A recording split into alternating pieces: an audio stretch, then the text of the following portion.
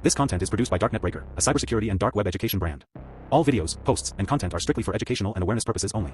We do not promote, support, or encourage any illegal activity. Our mission is to expose digital threats, protect online users, and educate the public about cybersecurity risks in the modern world. Stay ethical. Stay protected. In early 2024, a finance worker at a multinational corporation in Hong Kong joined a video call with his chief financial officer and several colleagues. Following their explicit instructions, he authorized a series of transfers totaling $25 million. The faces were familiar, and the voices matched perfectly. But the employee was the only human being on the call. The others were live, highly coordinated AI-generated deepfakes. For decades, cybersecurity was built on the logic of the perimeter. The strategy was to build thicker firewalls and more complex passwords, digital walls designed to keep unauthorized actors on the outside. The arrival of accessible, high-fidelity AI has shattered this model. The barriers we spent 40 years constructing are no longer the primary line of engagement. When an attacker can convincingly impersonate a high-level executive on a live feed, they don't need to find a technical vulnerability in a network. Legacy security training is ill-equipped for a threat that bypasses software to target the person operating it. We have moved past the era of hacking systems. Attackers are now bypassing the network entirely by targeting the human brain directly. This is the reality of strategic latency, the period where a technology exists in research and theory before it is suddenly deployed at scale. Like nuclear technology before it, AI has shifted from a latent capability into an active, weaponized reality for modern organizations. In this cyber arms race, generative AI acts as a high-speed delivery system.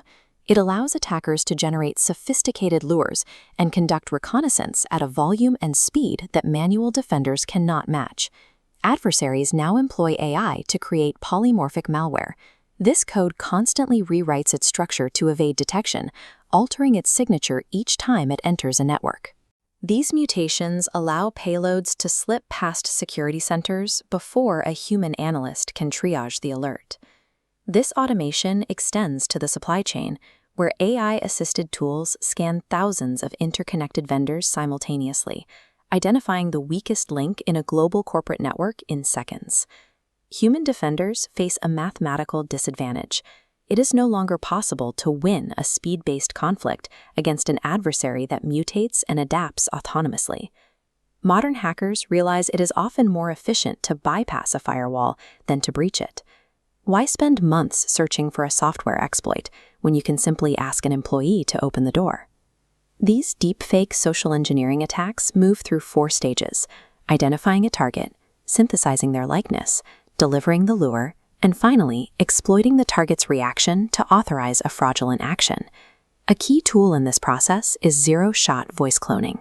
By using only a few seconds of source audio, an algorithm replicates a person's exact vocal cadence, tone, and emotional inflection. This technique targets a fundamental biological vulnerability.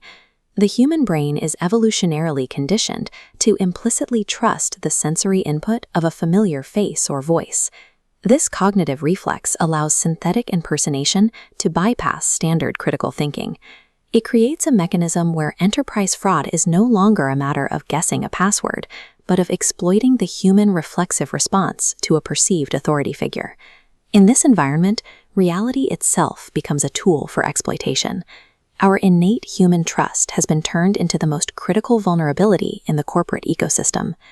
Defending against these threats creates a dual-use dilemma. To fight malicious AI, organizations must deploy defensive AI, but these tools require their own strict governance to ensure they are operationally effective. To manage this, the NIST Artificial Intelligence Risk Management Framework has become a standard. It provides a structured methodology to move away from reactive defense. This framework guides security teams to map, measure, and manage the invisible risks inherent in deploying AI-driven systems within their own networks. Beyond internal policy, cryptographic standards like C2PA content credentials are being implemented. These act as digital watermarks, verifying the provenance of a video or audio file from its point of origin. When credentials are missing, experts use semantic forensics. This discipline analyzes metadata and visual inconsistencies to separate synthetic pixels from authentic data layers. These governance models and digital credentials represent the systematic attempt to categorize and contain these risks. They provide a standardized language for organizations to identify synthetic media before it can be used as a weapon. This microchip represents the foundational layer of the conflict. As offensive and defensive algorithms require more computational power to outpace one another, the cyber arms race moves from the network into the very hardware that runs it. Defenders are now embedding explainable AI into their forensics. These systems don't just flag an alert, they provide the reasoning behind the detection, helping human analysts triage thousands of anomalies in real time. Even with these advanced tools, the final line of defense is not a piece of software. Instead, it is a reprogrammed human mindset. Legacy security training is being replaced by multi-channel deepfake simulations. These programs expose employees to synthetic media in controlled environments to build functional organizational resilience. This leads to a new and unsettling reality. An incoming video call from a CEO must now be treated with the same level of suspicion as an unknown line of malicious code. In the era of synthetic media, the old doctrine of trust but verify is dead. Collective survival now requires an uncompromising baseline of verify, then trust.